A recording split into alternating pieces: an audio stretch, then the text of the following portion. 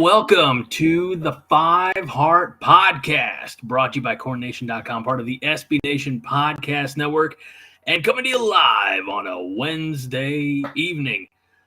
I'm your host, Greg Mahachko. Joining me, this handsome devil over here, is the founder, fearless leader, the one to whom we all blame for being here, and that's John Dam Johnston. And below us, Nate McHugh.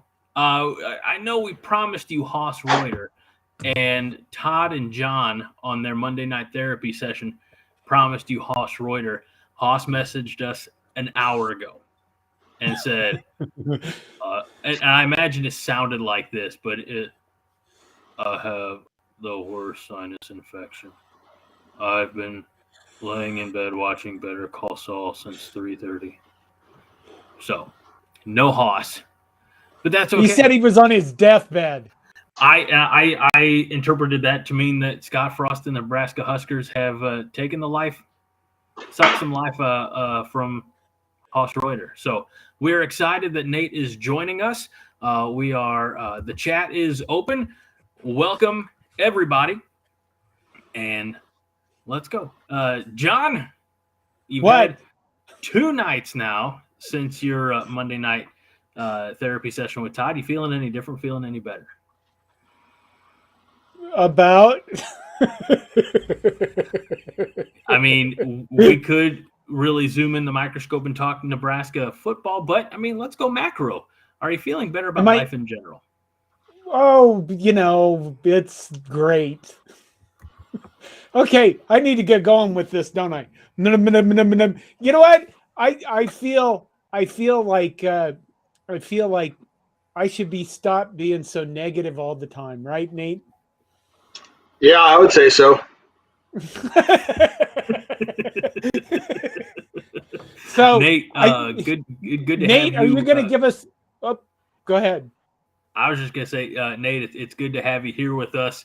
Looking forward to your thoughts on the Nebraska Northwestern cluster in Ireland. And for those of you, maybe the uninitiated, maybe you're just finding us on YouTube. Maybe you only know about CornNation because there's a long-haired hippie of an old man who gets on there and does 5, 6, 7-minute videos complaining about sports, which, by the way, let's face it, that's a pretty first-world problem. But we love him. We love that he does it. Maybe you're just familiar with us on YouTube. Check out CornNation.com. We have a really brilliant team of writers covering, obviously, football, volleyball, men's and women's basketball, baseball, wrestling. We have some of the best writers, and we're all underpaid. It's journalism now. So, but Nate's one of our tremendous writers, and Nate, we've had a few days to digest everything that's gone on. How do you feel? I feel that last weekend I wrote an article about it, okay? I published it on Friday because on Thursday night in our Slack chat room, I threw out the statement that the Northwestern game was not a must-win game. And boy, was I in the minority. I mean, it was like, people that don't talk very much in Slack, all of a sudden, boom, they're there, right? It's like, and it's almost like everyone was like staring at Slack, and then I type in, it's not a must win. And then all of a sudden everyone's like, boom, boom, boom, boom, boom, boom, boom, boom, boom. Anyway, so I'm like, okay, I'm just going to write an article about it, in my opinion. And then I'm just going to publish it and not tell anyone about it. Until Friday, it ended up being Friday at, wasn't 6, was it? 5 o'clock or something, And because I knew, I'm like, oh, guys, I'm going to write an article about this because then someone else is going to have a retort or something, But I still stand by as far as football goes. It was not a must win. The negativity around the game, I think, is probably earned by Scott Frost for sure. I'm not in the camp of that. Yep, the decision's been made. He needs to be fired. Do I have a lot of ammo or a lot of facts on my side? No. If he does get fired, then I'll move on. But the negativity, I mean, it's just constant. It feels like, and so I feel like I have to kind of balance that out. But in order to do that, you have to defend Frost, and that's quite a difficult thing to do, I would say. So. Mike wants to join. Where? Should we let him? I don't see Mike? this.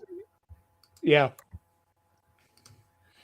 No, you guys keep talking. I'll go get him. Well, I want to. So we're on Facebook, Twitter, YouTube, all live, and we have a Sooner fan on YouTube says, "What is the spirit of the Husker fan base if Nebraska drops just one of the next two games with OU coming?" If Nebraska drops just one of the next two games, and it's North Dakota, not even North Dakota State, but North Dakota, and then it's Georgia Southern, Scott Frost, I don't think makes it to the Oklahoma game. Well, I think the buyout is kind of a big deal. It's what, $15 million to $7.5 million by October 1st. I mean, I would love someone to write an article telling me what's the advantage of firing a coach after two games that you are getting compared to the advantage you would get if it was halfway through the season. Are you telling me Trev Alberts all of a sudden is like, oh crap, since Frost is still the head coach, I can't go send out a secondary party to go reach out to Matt Campbell or whoever, I'm sure he can do that, so that's kind of how it usually goes. There's rumors about that there was, that Trev Alberts talked to somebody already, or last season did. And now there's rumors about Urban Meyer, and I'm just like, really? Not against or for. So it's like, is that where we're at? Maybe it is. I don't know. We do suck. So Nate, you bring up a good point. Regardless of if a firing happens, no new coach is coming in midseason. It would be an interim coach. So it doesn't matter if it's 3 games in, 8 games in, etc. We welcome Husker Mike into the show. George on YouTube says had a really interesting question about the perhaps, at least in the state of Nebraska, the legality of Scott Frost's chew, asking if it has THC in it. What makes him blank at interviews, and why does he do stupid stuff like the onside kick? We will definitely address more in depth the specifics of the game, but a very general question, and I had a chuckle after that. So Wade, thank you for your comment. Husker Mike, the second oldest Corn Nation member, I believe, right? As far as longevity with the site, correct me if I'm wrong. I think 2007, the last year of Billy C. All right, so yeah, it was. So you, to quote whatever non-specific war movie, you have seen some shit, right? But we start out 0-1. Let's knock out the elephant in the room because we got to move past it. We can talk about less specific things. Nebraska, Northwestern, from Dublin, Ireland. Beautiful stadium. Looks like it. I know people who were fortunate enough to be on that trip, and I was jealous of every picture, photo dump that they were dropping. But at the end of the day, it's another one-score loss. It's 2 double-digit leads that you piss away, and it's just so many inconceivable errors. It's not a new season. It's a continuation of the 2021 season. We're just finding new ways to lose. last year it was punting to the wrong side of the field. Now it's an onside kick in the third quarter when you're up by 11. Like it boggles the mind sometimes how inept, certain aspects of the decision-making process are. I don't think the onside kick was why Nebraska lost. I mean, everybody floats to that, but there were lots of other reasons that they lost.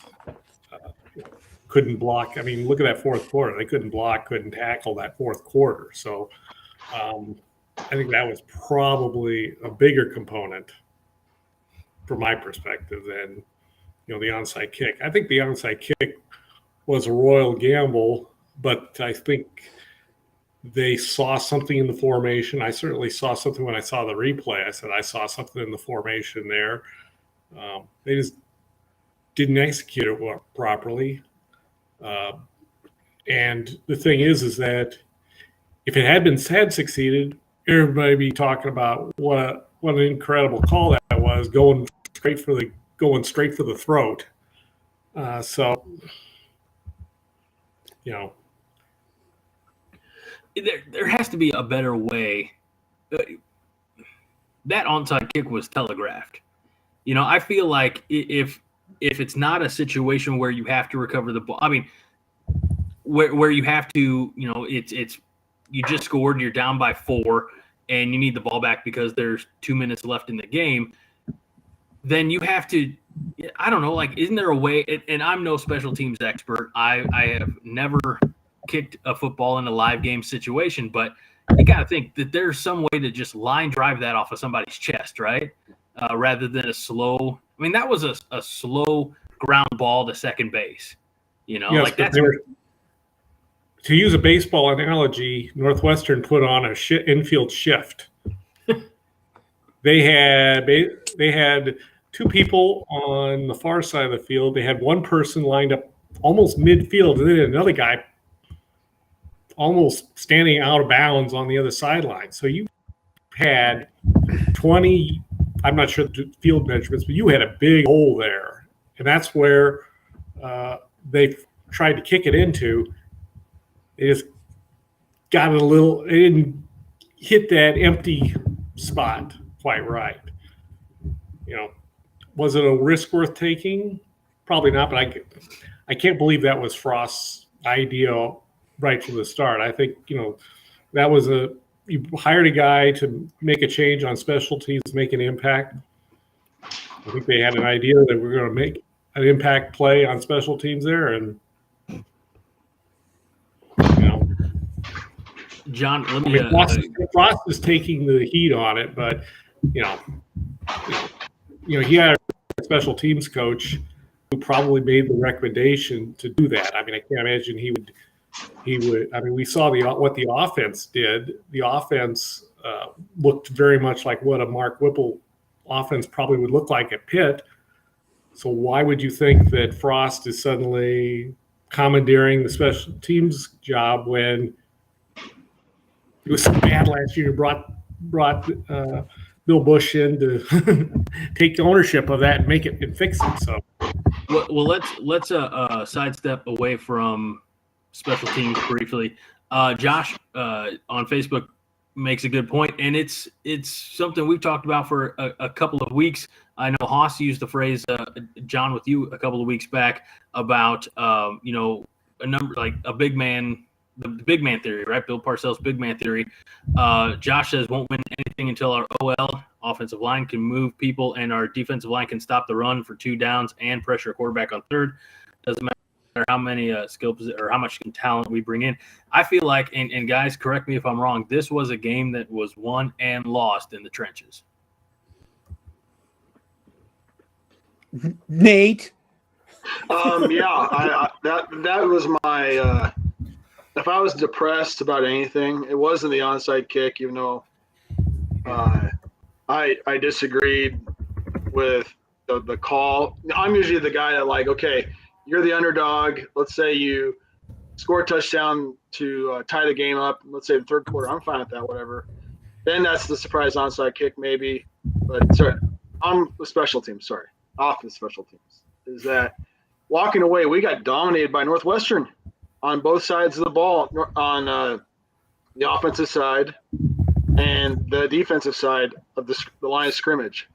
And I thought, what's going to happen when we go against Minnesota and Iowa and Wisconsin? You know, that's generally my concern, you know, leaving that game, because you think that, you know, if there's scheme issues or people are running the wrong way and, you know, whatever it is, not doing your job, like Caleb Tanner said, that those are fixable. Now, if we physically can't move somebody, then maybe that's not fixable, and that would make me very nervous going forward. They finished out this game running the ball 18 times in a row, didn't they? It's staggering. Yeah, for more than one possession. You know, and the thing was, the Scott Frost, well, they did stuff we'd never seen before. They ran zone plays and counters. I mean, those are standard football. That's like running an ISO play. You'd learn those plays in high school, for God's sake. So they didn't do anything that was so like magic, you know. They didn't invent something new. I don't know. That part is, what is Minnesota going to do to us? And it's freaking Minnesota. You know what I mean? That's the frustrating aspect is,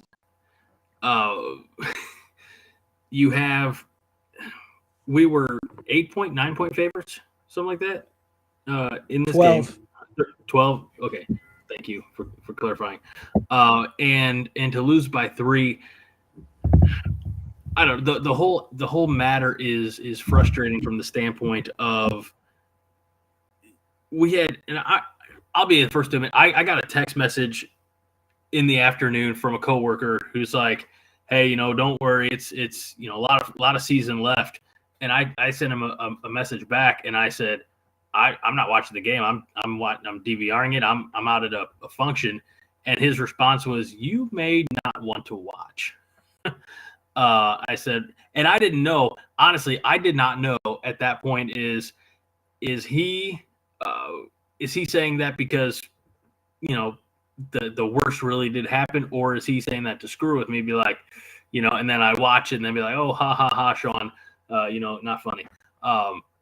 New rule in the office is don't text Greg until Monday, because you just never know. But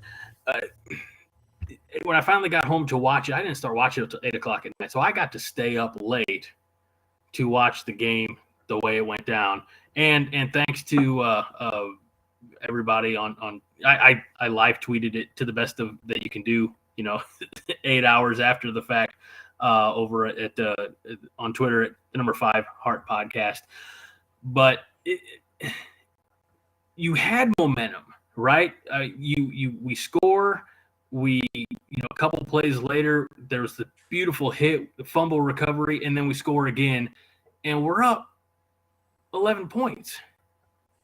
And there's so much time left in the game, and because it was a grind in, you know, at the line of scrimmage, I don't know how you even make the judgment call that trying to kick the onside. And I'm not like, I am not putting all of this on the onside kick. It was a horrible decision, and I hated it as soon as I saw it, not knowing the outcome. But I'm not pinning all of this on the onside kick. But you can't. Nebraska, with the exception of last year, Nebraska and Northwestern games are always dogfights, right? They're always, you know, down to the very bitter end. You can go back to, you know, Jordan Westerketch. You know, the Hail Mary. They're ugly games that are never. There's rarely, if ever, a put the boot to their throat moment and put them out of their misery. And I guess you can credit Scott Frost for trying to go for the jugular and that type of. I felt like it was too soon in the game. You have to. We saw there were times where their kicker was really good at flipping the field, and you have to try to pin him deep. And let the defense do something. Instead, you give them the ball with a short field, and then poof, your 11-point lead goes away. So there's so many aspects like it, and you know, I don't know, maybe we can find some good things to talk about. I don't know. I want to complain about the fact that there was no lateral running game at all. You know, It seemed like everything was between the tackles, and I get that to a point. Gabe Irvin Jr. said to another Nebraska media outlet, from Ireland, he's like, "Yeah, we're going to run downhill." Then they tried. They did not succeed except for the one run. I mean, the running game was abysmal. Casey Thompson did the best he could, but I don't know if it was fatigue or what. At some point, his concentration and focus slipped, and it became a matter of desperation, and it showed in the last 12 minutes, 15 minutes of the game. Okay, Nate and Mike, you guys in our Slack room where we have all the arguments that people don't see, you guys were the guys that said the season needs to play out. So one of you take that argument and run with it? Yeah, Nate, go ahead. Sure. Nate, Sure. You take that argument and run with it. Okay, so I mean, and everything I'm going to say though is it's a what if stupid argument, right? It's a we're all speculative at this point. Yes, I know we're 0-1, but guess what? If we win the next two, and we somehow find a way against Oklahoma, then guess what? We're 3-1, and then you have Indiana, Rutgers, Purdue. Oh, we could beat those three, even though we just lost to Northwestern. So that'd be 6-1, and you just keep going down the road. It's like we really have no idea what's going to happen. And I kind of wonder if we could dive into the psychology of the Husker fan. If Frost doesn't do that onside kick and we still lose, do we hate ourselves as much as we do? I don't know. Is it just the onside kick just seemed like it just took the wind out of the sails? Like, I don't know. I was kind of worrying that myself, because what if we do kick it deep and then they go 80 yards and score a touchdown, right? Which we'll never – obviously that's another what if. But I go back – what? Yeah, Nate, you raised a good question, though, is do we have more self-loathing when we don't make stupid mistakes and still lose, or when we have, horrible decision-making and lose in hilarious ways? But the thing is, we keep on doing the stupid stuff, right? Right. So it's kind of like, we don't know. And again, we don't know what that timeline looks like. But like anything, I mean, could we beat Oklahoma? Absolutely. Can I give you 5 reasons why right now? Not really. And so you want Matt? We are going to beat Oklahoma, bro. So don't piss off the viewers. Jeez, man. I know. I'm joking, man. We could start 2-2, and then what? Then we beat those 3, and then we're 5-2, and then we end up with 6 wins. And then I think that might be the worst thing you want, is if we're 6-6, and then it's kind of a split. I'd like it to be that the team either just gives up on Frost, or we go and get 7-8 wins. Where it's kind of clear, right? No, I think Matt has a good question that he asked a little bit ago. At what point do you think the nail's in the coffin for Frost? And look, at the end of the day, I'm going to quote Herb Brooks here from Miracle, is the name on the front of the jersey means a hell of a lot more than the name on the back in regards to players. And this was something that John and Todd mentioned Monday night in their Monday night therapy session. Check it out every Monday night at 7:30 Central on the various Coronation platforms. The prevailing theory speculation from them continues to be if he loses 5 before he wins 5, right? And then we're getting down to mid-November. If it's close, I don't know riddle me this, Batman. How is a loss to North Dakota or Georgia Southern better in year 5, better than a loss to Northern Illinois in Mike Riley's 3rd year? I mean, and obviously Mike Riley did not get fired immediately from that, but I think everybody, Mike Riley included, knew it was coming. I mean, so do you have a lame duck head coach, or do you remove him for a Whipple, or I don't think it'd be Mickey Joseph, based on lack of head coach experience, but do you put one of those guys in an interim position as a regular season tryout? I don't know. I hope that, last week on the show live right here on CornNation.com in the 5 Heart podcast, I said Nebraska is going to go 12-0. I said that we did the entire run, the entire season. It became a joke by the end. Todd, John, and Hoss all laughing at me. I'd be perfectly happy if we went 11-1. At that point, I won't be picky. I know you can think. Stop rolling your eyes, Nate. I'm just saying, if something clicked, just like that in the minds of these players, and everything that they've worked on in the offseason, in spring, in fall camp, everything just came together like magic, and they put together a hell of a run. Oh, you almost have to count that as the best turnaround in Nebraska football history, right? Going from essentially 3-10 from 2021 to now, to this day, to whatever the rest of the 2022 season. I don't care. I'm at the point, 4 years ago, I was pretty hyped when Frost came on, 4.5, whatever it was, at the end of the 2018 season, whatever it is. When he came on, I was pretty pumped up for it. At this point, I don't care who the coach is, as long as he's doing things, the right way. I just want the results. Greg, you have 6 questions. Yeah. What? I just think people are fatigued by the losses. The close worked for a little while. I mean, the running joke back when Bo was around, it was the 4 losses. It was the 4 losses that were blowouts. If we can handle losing as long as it's close. Well, 2021. And no, after a while, we don't want,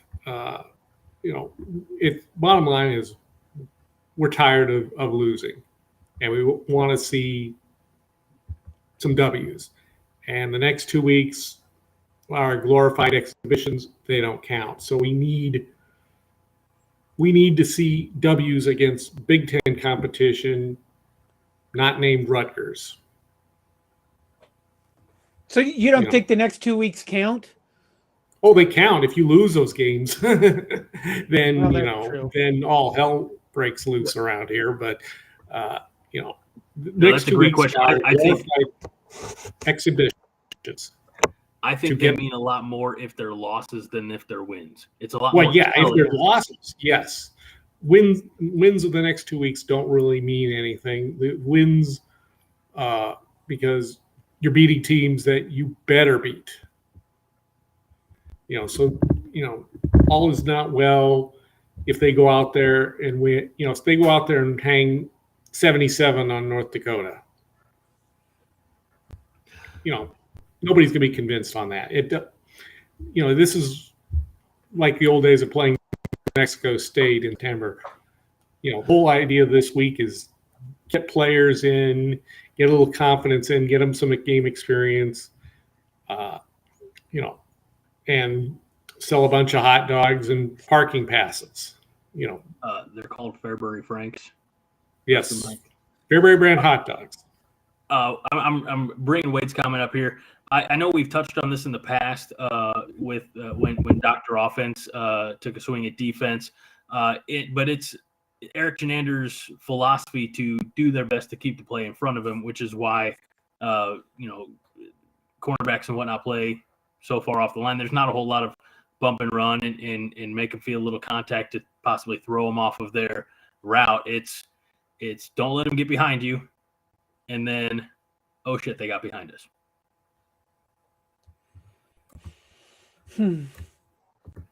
So Nate, I mean, what do you see for any kind of hope in the next? I mean, if the season has to play out, I think the problem we have is this. I think Scott Frost cooked his goose against Northwestern, and I've said that for months, that if he lost that game, it was going to be done. But we all know that he can't really be fired until October, and the buyout goes. I guess for both of you guys, play out guys. I mean, what do we do till then? Because my problem is what's that? You have a life. Football. I mean, are we throwing in? I can't believe that anybody's arguing that we're giving up on the season on August 31st. We're giving up on football season in August. I think there are a lot of people that are. There are a lot of people that are. Insane. Yes, I know they played a week. No, tell me why. Tell me why it's insane. Why? Mike. Yeah. Because this is Nebraska. This is what we do. We watch Husker football. Yeah, I know they had a bad game last week. People bought, 80,000 people have bought tickets to these games. If, we get into November and they're at 3-4 or 3-6, okay, let's talk. We'll go play with all the noise. Trev Alberts is always going to be is playing ahead. He's got in his mind what his action plan is, and he doesn't have specific criteria, I don't think, but he knows. The guy knows football, and he knows what's working and it's not working. And I believe wholeheartedly that he has in his mind what his plan B is if this doesn't work. Because he probably evaluated about whether to let Frost come back for another year. So okay, I'm going to roll the dice, give the native son another chance.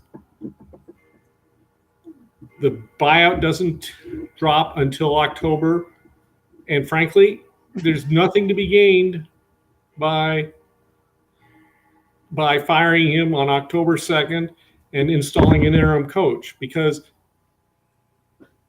does anybody want to see Mark Whipple as the head coach of Nebraska next year? I just want the record to show that my arm is up for a different reason, not to answer the question. Okay. I was just wondering whose neighborhood the ice cream man was driving around at 9:00 at night. Nobody else heard that music? Nobody else heard that music? Just me? Okay. Just you. You better go out and go get some ice cream. I would, my bottom line is that if Frost isn't the guy, they're going to go out there and find a guy out there. Nebraska football should be a starter job. Mark Whipple's not the next head coach in Nebraska. Eric Standers not the next head coach in Nebraska. Mickey Frost is not the next head coach in Nebraska. They're going to go after another proven coach. We thought Frost might have been proven. Okay, maybe it's Matt Campbell from Iowa State. I don't know, but the next head coach, if there's going to be a coaching change, we're not auditioning anybody. They're not coming in October, November to finish out this season. It's not. So there's no point in jettisoning Frost in early October. In fact, somebody brought up, Trev Alberts coming out and making comments about USC hitting the eject button on Clay Helton last year and thought that was crazy. That's not Trev's style. Doesn't mean Trev won't be kicking the tires behind the scenes on option B and option C as the season gets, because, Bill Moose proved that you can, in 2017, you can be interviewing and hiring your next head coach before you fire the previous guy. And nobody's going to be shocked if we're having another sub-500 season that Frost is going to be retained.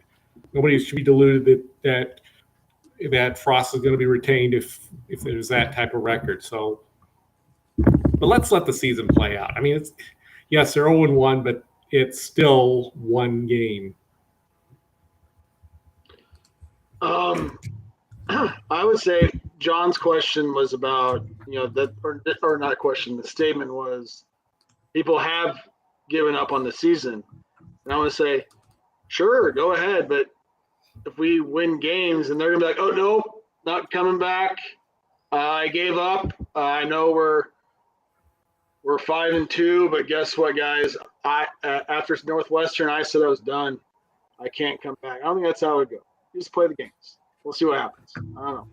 It's just kind of if they keep on losing, and yeah, people are, that's what's going to happen. And they fire Frost, they fire him. And I'm going to show you a something that Trev Alberts said, Mike. That's why you fire your coach.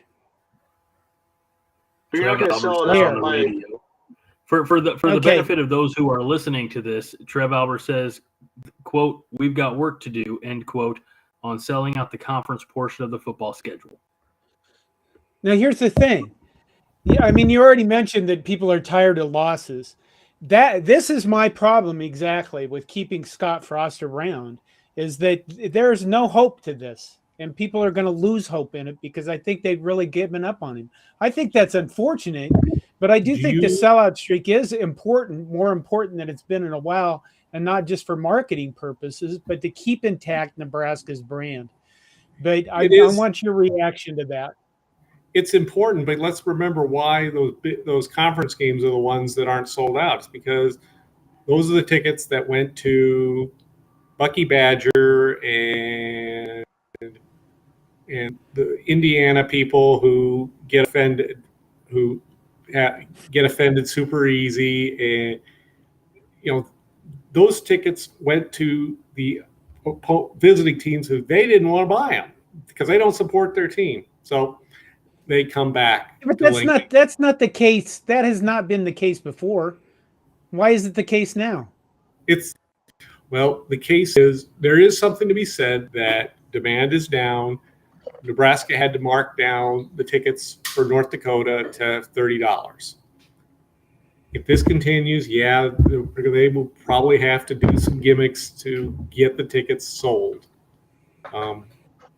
But we're still going to, even the thing is that let's not forget that the stadium holds 85,000 people for ticket sales. All right. We've got 3,000 unsold. Most of those were the allotment that went to Madison and whatever else. They turned them back in. There's still 75,000, 80,000 tickets that were sold in the state of Nebraska. What the hell is Todd doing commenting? He should be here if he's going to do this shit. Todd Wolverton says for all the home big games, they have at least 2,500 tickets to sell and over 4,000 for one of the games. These do not include tickets that come back. See, that's what I'm reading about. I wish Scott Frost was successful. I wish I saw something where we turned our season around and won games because losing sucks. It's old. Yeah. And it wears you out. I know. I just don't. It wears us out. But we've got to. I mean, the thing is that this is the coaching staff we're going to have this season, and we'll see if they need to be jettisoned as we get toward late in the season. But here's a comment right here: people are giving up because we look ill-prepared and weak when we were just told players. But it was one game. In fact, multiplied on last season, there's a hangover effect there. But you say ill-prepared or whatever else. They did put up 28 points. They put up almost 500 yards of offense. So there is something to be said that this wasn't getting stomped 62-3. Yeah, we're all disappointed. We all wish they'd played better, but I just don't understand how you could just basically say, season's over. Simple Jack with perhaps the comment of the night. Oklahoma doesn't have Bosworth anymore. They're about to get a Nebraska country ass whooping. Simple Jack, don't you ever change. By God. Wow. That is. I mean, you all thought I was drinking the Kool-Aid last week. That's some Kool-Aid and some moonshine, I think. I don't know. All right, David, we're working. I don't know exactly what audio issues you're experiencing, David. We'll continue to work on it. That's a Greg Mahoshko guarantee. As good as a $2 bill. I'm gonna. Clubs. This is a guy I grew up with that's in Tide. Well, then I probably blame Jonathan Simino says 7 losses in a row, boy, 7-7. It is hard to take. Okay. I think the audio issues are all of us getting frustrated and banging on our desks while we're talking, probably. I do appreciate Haywood, their eternal optimism, drinking the Kool-Aid again, as I do every year. I always get to that point where by early August, late July, early August, I'm like, all right, this is, especially in recent memory, this is going to be the year where it all clicks. And then we lose by 3 points to Northwestern. And all the joy leaves my body. I couldn't go to bed right after that game. It was 11:30 when that game. I could not. I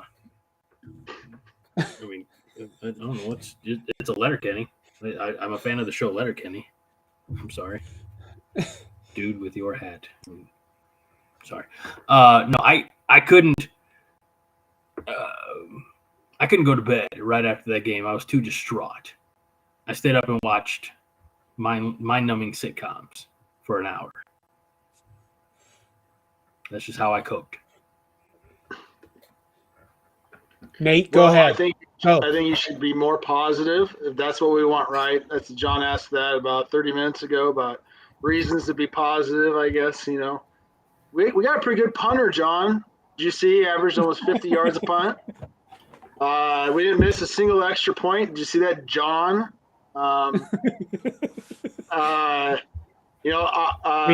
We didn't have any penalties. I mean, look at that. I mean, are you kidding me? You had told me a Scott Frost coach team. I mean, just think about all the all starts against Oklahoma last year, And anyways, so it's like there are positives, but it's so overwhelmed. We forget about all of them because of a stupid onside kick, right? I mean, I truly think that, and and for me, the defense looks so bad, but I love the quote from Caleb Tanner this week. He said, I'm paraphrasing, no, we weren't physically tired. No, we weren't mentally tired. We were tired of people not doing their jobs.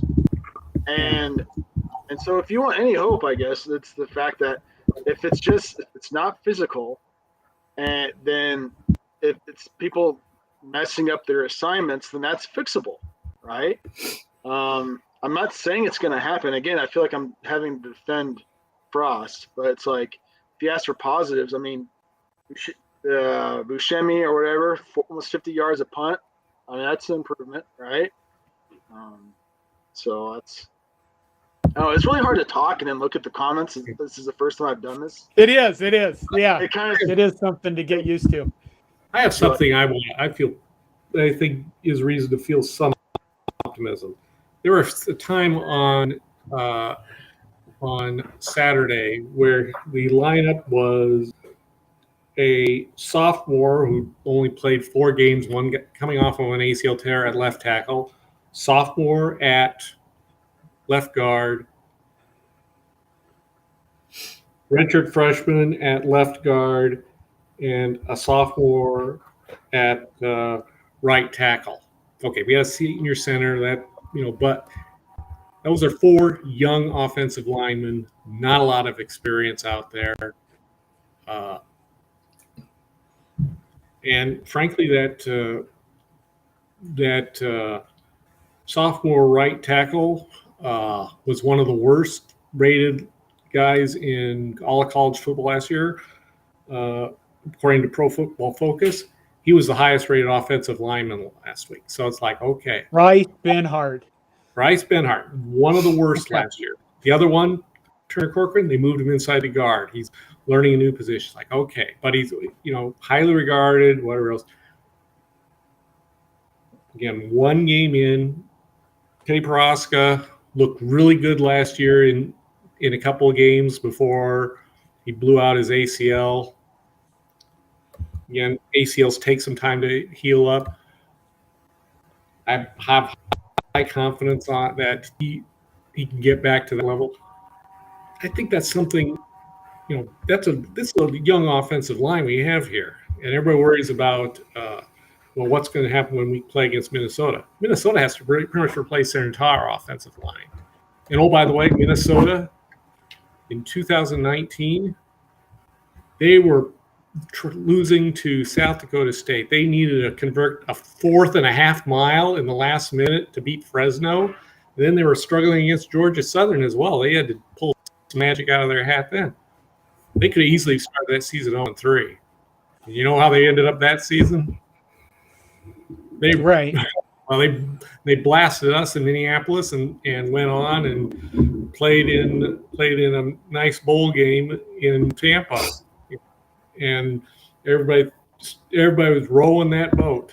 Now, I'm not saying that's going to happen in Lincoln. It probably isn't going to happen, but it wasn't. We got to let the season play out a little longer than one game. Oh, I don't disagree with that. I think, for me, it's going to be hard. You've said in Slack to stop being so negative, and I guess I agree with that, mostly because I don't want to spend the next month going over the same shit over and over and over. Because going after this for 3 months if we don't start winning, and there'll be plenty of time to talk about who the next coach is and when do we fire Frost in November, and maybe if we get to that point, but let's not bury the season before it's dead. Let's turn the page. Let's move on to the game this Saturday against North Dakota, and we have a depth chart that came out. Some good news, I think. Travis Vokalek is listed as the starting tight end, which couldn't come at a better time because when he was not in the game, it was bad news Jones. Benhart, Bando, Hickson, Corcoran, Prochaska, all the expected, all those guys expect back. Trey Palmer, Alante Brown, Anthony Grant at running back. We didn't even talk really necessarily scratching the surface, but next week, Nate, you just have to jump in. You have to. I was looking at a different screen. Nate, I'm sorry. Did I? Where was any lateral run game? And I know I mentioned it at the top of the show, but why are we not? We've got Grant came in. I mean, we've got some highly touted, speedy guys. I liked what I saw from Grant, but you got to be able to get outside of running between the tackles. Any thoughts when Haas comes back next week? I know we'll have some empirical evidence and everything else, but just curious as to your guys' take is why were we so conservative in the play call? I know, and Scrawny, I appreciate we had a reverse. I don't know if I call it fancy, but it was there. But it seemed like we were on the offensive side. Let's move away from the onside kick, but we were pretty conservative in our run game. Nate, I think it probably goes back to Whipple's comment on, which is kind of ironic in a way when he said those first games you don't usually lose those games, you don't win them, and what he's saying is usually it's the team that makes the mistake is the one that loses those first games, right? So what's the mistake? It's the onside kick probably, or the fumble by that transfer from the New Mexico State. Anyways, among all the missed tackles and all that, but I think he was trying to be so conservative that maybe that was it. I'm not sure why we continue just to inside zone. I'm not sure. I don't. That'd be a great question for. You should have Whipple on here. Maybe he'll answer. I don't know. Well, Frost had talked about having more of a downhill running attack, and I think maybe they tried to see. Okay, let's try it and let's do it.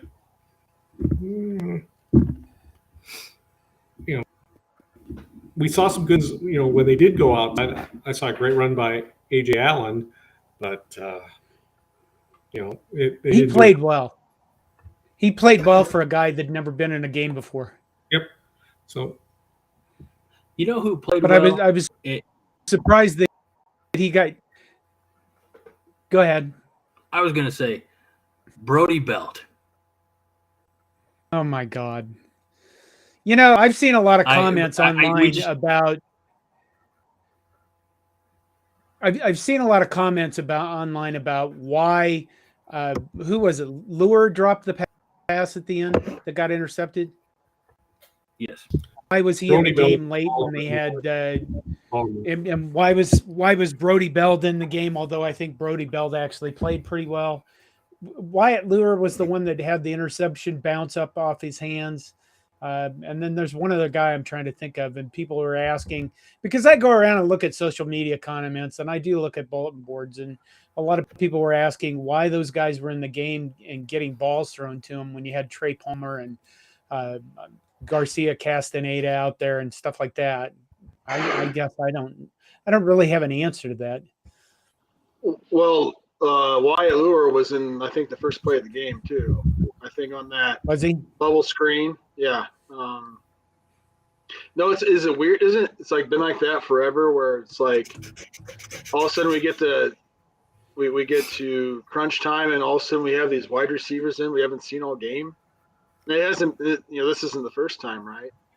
And we have a new wide receivers coach, so it's like, I don't know. I do find that interesting. Okay, on the interception on that pass to Oliver Martin, did he pull his hands down? Is that what I mean? You guys know what I'm talking about? That it looked like if you looked at. I thought it was behind him. I thought it was high and behind him.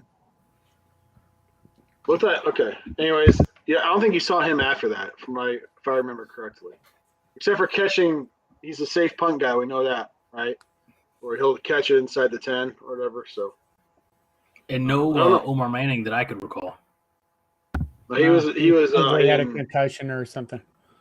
Yeah. Early on in the game, I made a tweet that it was against the law or European Union laws to return a punt. And the honest to God, Northwestern fair caught all their punts too. So after a while, it was kind of like, shit, maybe it is against EU law to return a punt. I don't know, Did they but say we didn't do that all day? Didn't they say that? I know they said that the Irish national football, soccer team plays in the stadium, but didn't they also say rugby? I feel like if you're a native Irish son or daughter and you're watching American football, you're like, I don't get it. Our lads are out there without any pads on, running into each other full steam. But I don't understand rugby enough to, really pull off the rest of that story. So do we want to, as far as getting to North Dakota, are we ready to do predictions, to talk about that, or is there anything else to I like somebody in the comments. I'm going to see if I can't find it. I think it was Wade said something about just all the BS we've been dealing with. Here we go. It's not just the losses, but the smug ass look on Fitzpatrick's face, the kiss blowing from a kicker at Iowa, things like that.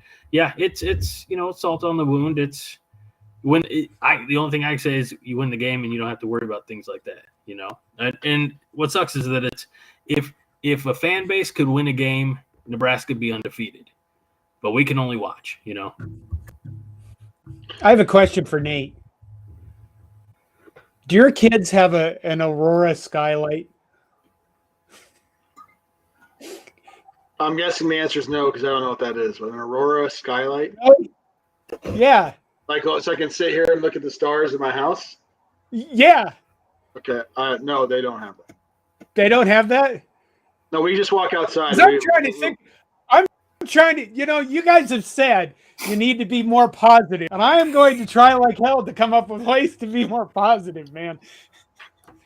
You know what's a good start? I'm looking at Aurora skylights on Amazon right now thinking, which one of these things is better? They're about $35-40. I'm thinking this will make me feel better about football season. And keep talking amongst yourselves for a moment. Okay. When I would start, you know what I did after the game? I deleted Twitter off my phone. I didn't look at it for the whole rest of the weekend. And I haven't put it back on my phone yet. And that's probably helped me with my positivity. Earlier there's a comment about the onside kick, so we should do an onside kick, whatever, right? So, and then Greg said something about how we kicked it as kind of a little dribbler towards the guy, right?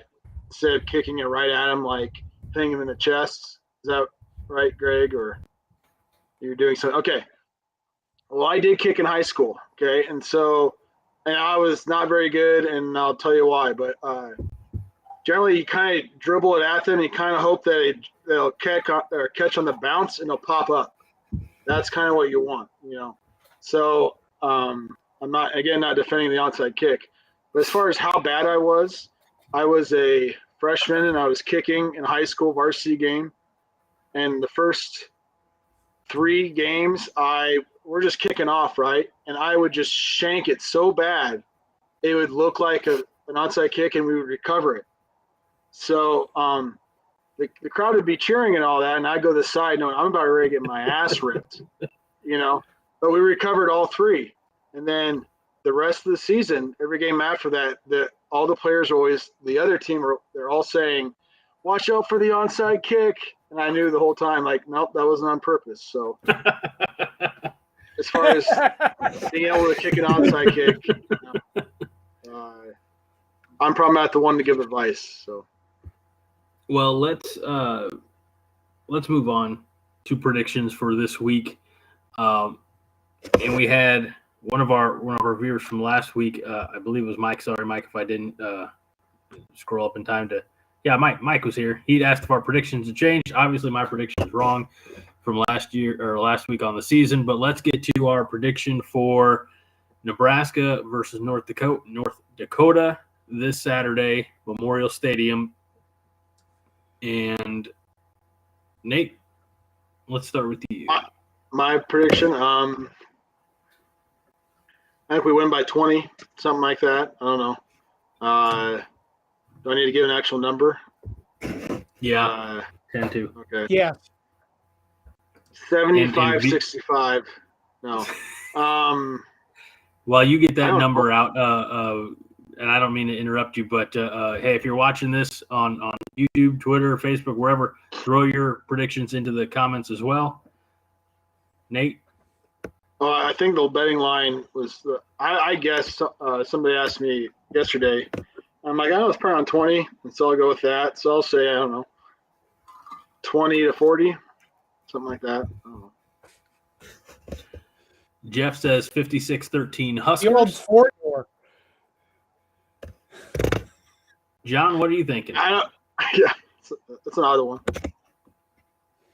Oh man, you know what? This should be an ass kick, and I think the line is 20-22, something like that. I mean, we should just be a shit out of them, but I don't. Again, I just don't have a lot of faith in. I have a lot of faith in us staying positive with each other. That's what I hope we do this season. I don't even know if that means Nebraska football, but that's a different thing. I've been thinking about doing a video on that, on what we're going to do for the rest of the football season. But Nebraska over North Dakota, let's go. I think it's going to be closer. I'm going to say 35-24.